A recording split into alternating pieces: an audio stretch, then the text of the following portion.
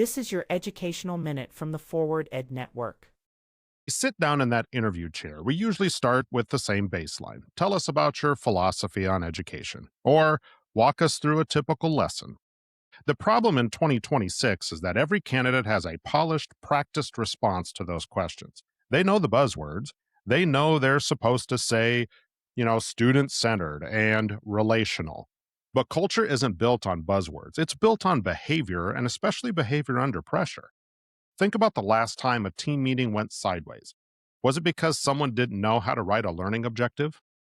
Probably not. It was likely because of a lack of coachability.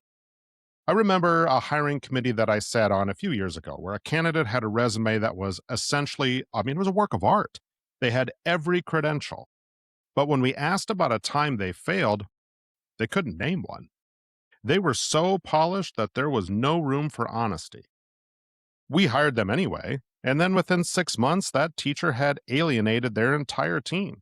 And really, it was because they refused to take any feedback. That experience taught me that we need to stop interviewing for competence, which is what the resume already tells us. And instead, we need to start interviewing for vulnerability. A teacher who can't admit where they need to grow is a teacher who will eventually stall your building's progress.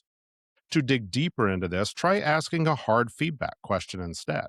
Ask them to tell you about a piece of feedback that they received last year that actually hurt their feelings. Not just professional feedback, something that stung. Then ask them to walk you through the 24 hours after they heard it. What did they do?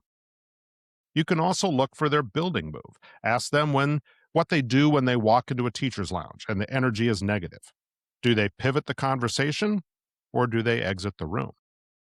The answer tells you exactly how they will contribute to your climate.